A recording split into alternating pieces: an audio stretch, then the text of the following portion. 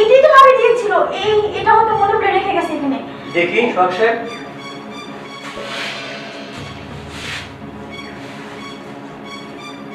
আবার ও শিট।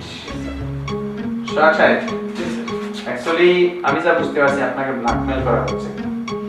ভাবি আপনি দাঁড়ান একটু একটু, আপনি নাম্বারটা পান তো, ওকে আপনি ওনাকে কল করেন।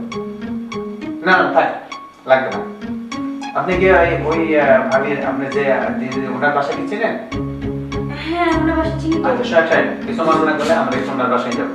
ওকে স্যার চলুন। ঠিক আছে ভাবি, আপনিও চলেন, চলুন কুইক।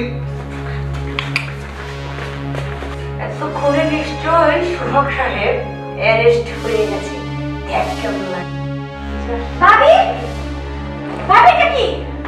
এটা কি মানে? এটা কি তুমি বলবে নাকি? আশ্চর্য দেখে আমি কিভাবে বলবো?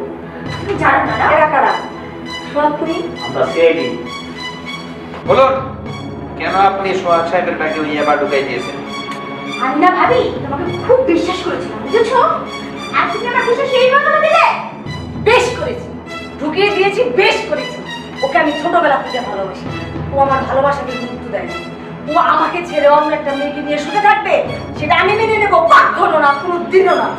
মেয়েটা বরদাস্ত করবো না।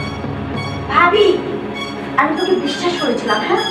আর তুমি তোমাকে বিশ্বাস করে ভুলে গেছে আমার। তোমার বিশ্বাস আমার কিচ্ছু যায় আসে না। আমার সোহাগ তোমাকে নিয়ে সুখে থাকবে, ওটা আমি কোনোদিনও মেনে নেবো না। সিআইডি সিআইডি কি করবে? সোহাগ আমি ওইখান থেকে আসবো, আমি আবার এসে তোমার সুখের সংসার আগুন জ্বালিয়ে দেবো। Farhad, arrest him. পারলাম না সোহাগ, তোমাকে আমি হেনস্থ করতে পারলাম না, কিন্তু মনে রেখো আবারও তোমাকে আমি হেনস্থ করবো। আমি তোমাকে পাইনি, আমি সুখী হতে পারিনি, তোমাকে আমি কোনোদিনও সুখী হতে দেবো না। আগে আগে চৈদ্দ শিকার ভিতরে গেলে জামাত বেড়ে যাবে। ফরহাদ নিয়ে চলা।